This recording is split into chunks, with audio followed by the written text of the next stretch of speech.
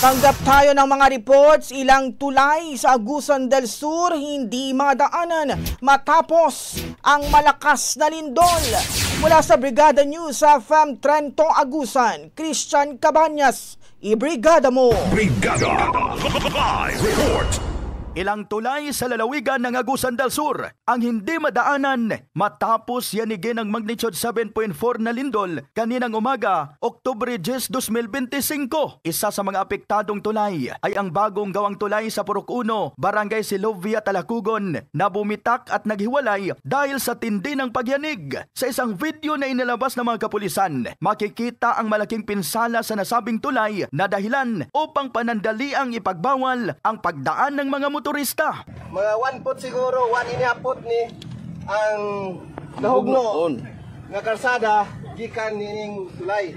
Ayon sa ulat, may pansamantalang diversion road upang magamit ng mga dumadaang sasakyan habang isinasagawa pa ang pagsusuri at posibleng pagkukumpuni sa tulay. Sa barangay Magsaysay, Beruela, isang bahagi ng kalsadang konektado sa tulay ang nabitak at gumuho matapos ang lindol. Dahil dito, ipinagbabawal munang dumaan ang mga sasakyang may 4 o 6 na gulong habang mga motorsiklo lamang ang pinapayagang makatawid sa tulay.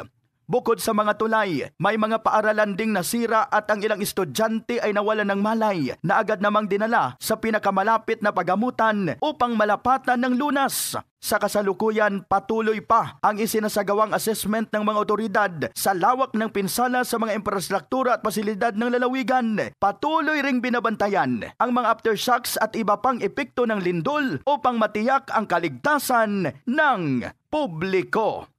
In the heart of changing lives, ako si Brigada Christian Talimudaw Cabanyas ng 105.5 Brigada News FM Trento Agusan del Sur, The Music and News Authority.